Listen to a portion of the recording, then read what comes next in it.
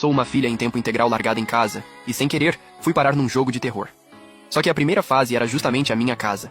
E pra piorar, logo de cara eu caí numa fase com taxa de sobrevivência de 0,01%.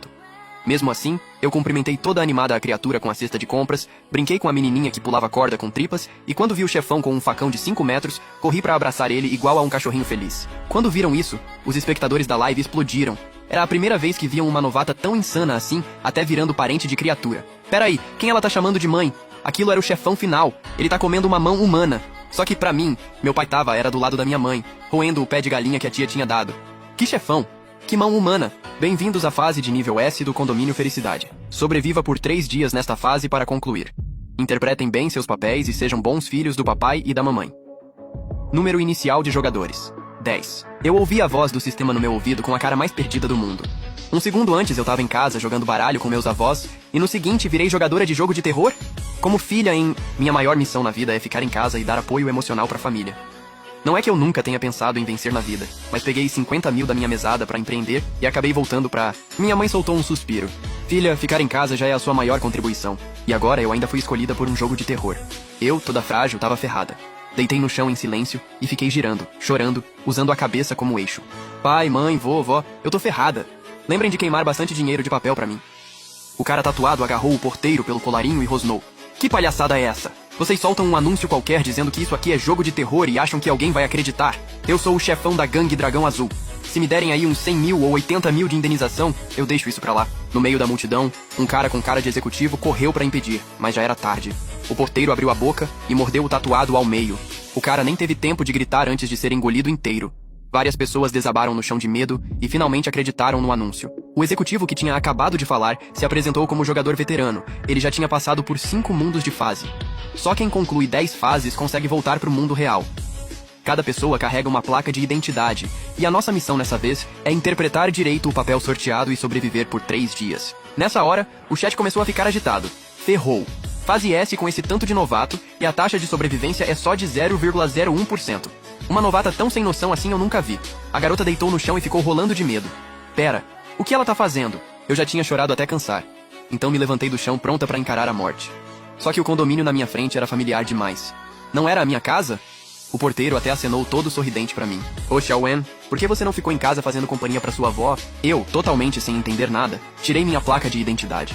No fim, eu tava interpretando eu mesmo.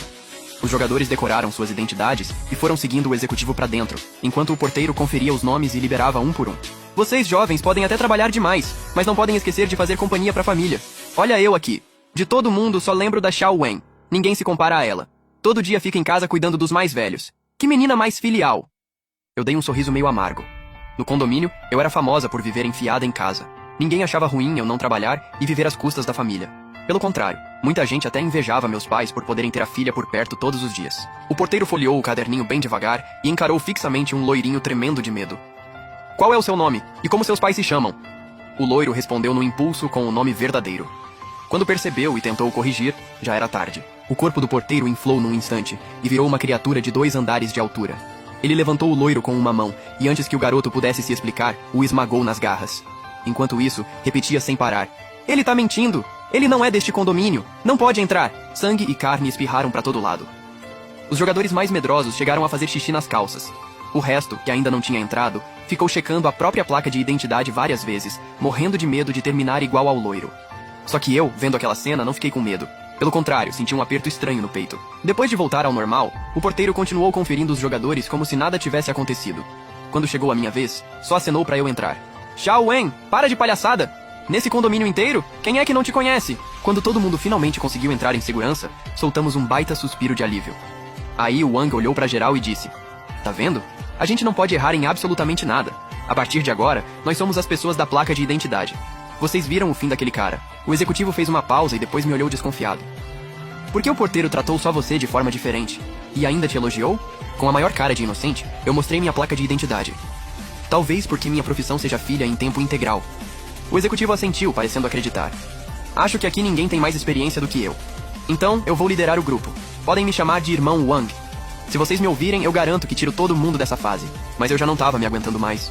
Minha barriga roncava e eu só queria ir pra casa procurar minha mãe. Só que, antes mesmo de eu arrumar uma desculpa pra escapar, alguém me chamou. A vizinha estava voltando da rua cheia de sacolas, e atrás dela vinha a filha pequena. A menina pulava a corda toda feliz com umas tripas ensanguentadas, pulando e andando ao mesmo tempo.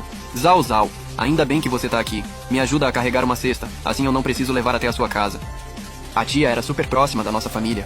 Às vezes, quando comprava verduras, ainda dividia com a gente. Eu fui toda feliz ajudar ela com a cesta. Finalmente tinha achado uma desculpa pra fugir e voltar pra casa. Só que os outros jogadores não estavam com uma cara tão boa assim. Uma garota toda delicadinha não aguentou e tapou a boca quase vomitando. O chat passou voando. Essa jogadora é muito forte da cabeça. Tem uma cabeça e uma mão decepada dentro da cesta, e ela foi lá pegar sem medo? Será que ela é uma veterana disfarçada de novata? Na visão dos jogadores, a vizinha estava só com metade da cabeça, cheia de larvas rastejando.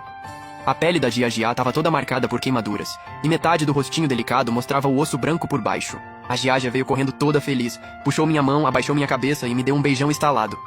Irmã Zau Zau, quanto tempo, vamos brincar juntas! Ao mesmo tempo, a voz mecânica e gelada do sistema ecoou. Nova missão liberada. Os jogadores presentes devem brincar com a Gia Gia. Com um olhar inocente, ela encarou o grupo. Os irmãos e irmãs mais velhos também vão brincar, tá? O irmão Wang fingiu calma, se agachou e perguntou sorrindo. E o que a gente vai brincar? Agarrada em mim, a Gia Gia respondeu toda sorridente. Eu quero brincar de futebol. Tio, você me empresta sua cabeça pra eu chutar? O Wang começou a suar frio. Eu apertei a bochecha da Gia Gia de leve, e ela deixou eu brincar com o rosto dela, aproximando-se ainda mais e sorrindo toda feliz. Ah, eu tava brincando. Tio, você leva tudo tão a sério? Eu quero brincar de gavião e pintinhos. Eu vou ser o gavião vai comer os pintinhos. Hahaha. Na hora, os jogadores entenderam a segunda intenção daquilo, e começaram a disputar desesperadamente quem ia ser a galinha da frente. Ninguém queria ficar por último. A Gia Gia ficou meio irritada, bateu o pé e apontou aleatoriamente pro mais alto do grupo. Chega de briga, ele vai ser a galinha da frente. O resto entra em fila do mais alto pro mais baixo. O grandalhão ficou claramente feliz por ter pego, sem esforço nenhum, a posição mais segura. Eu fiquei lá atrás, indignada, puxando a roupa da pessoa da frente. Que ódio! Isso é preconceito comigo, que ainda posso ter um segundo estirão. A brincadeira começou. Com os meus desvios ágeis e a Gia Gia pegando leve, ela não conseguiu me tocar nenhuma vez. Os jogadores foram relaxando aos poucos. Só que, de repente, a Gia Gia fingiu ficar brava, deu um bote, agarrou a galinha da frente, arrancou o braço dela e começou a mastigar a carne toda satisfeita, como se estivesse fazendo uma avaliação. Essa galinha tá velha demais, difícil de mastigar, já comi o suficiente, não vou mais brincar com vocês. O grandalhão de tanta dor ficou com os olhos vermelhos e começou a falar sem pensar. Por que você não pega os pintinhos em vez de pegar logo eu? Na mesma hora, meu rosto fechou e eu tapei rápido os ouvidos da Gia Gia. Mesmo sabendo que elas agora eram criaturas, e daí? Comparadas aos jogadores que eu tinha acabado de conhecer, gente que ninguém sabe se presta, eu preferia ficar do lado das criaturas que eram próximas de mim como família. Nisso, a vizinha apareceu na frente dele num piscar de olhos. Se você sabe falar, então é melhor parar de falar, já tá tarde, seus pais devem estar vindo buscar vocês. Ao longe, um grupo de pais já vinha chegando para buscar os filhos. E a da frente era claramente a minha mãezinha querida. Ela veio toda imponente, liderando um montão de gente, e meus olhos brilharam na hora. Corri até ela igual a um cachorrinho feliz. Mãe, minha mãe querida, eu tava morrendo de saudade. Os pais já tinham chegado na frente dos jogadores. Uma criatura cheia de tentáculos parou diante do executivo e disse: Tá na hora de ir pra casa. Vem, a mamãe vai te abraçar. O irmão Wang estava encharcado de suor, e os olhos dele só mostravam medo.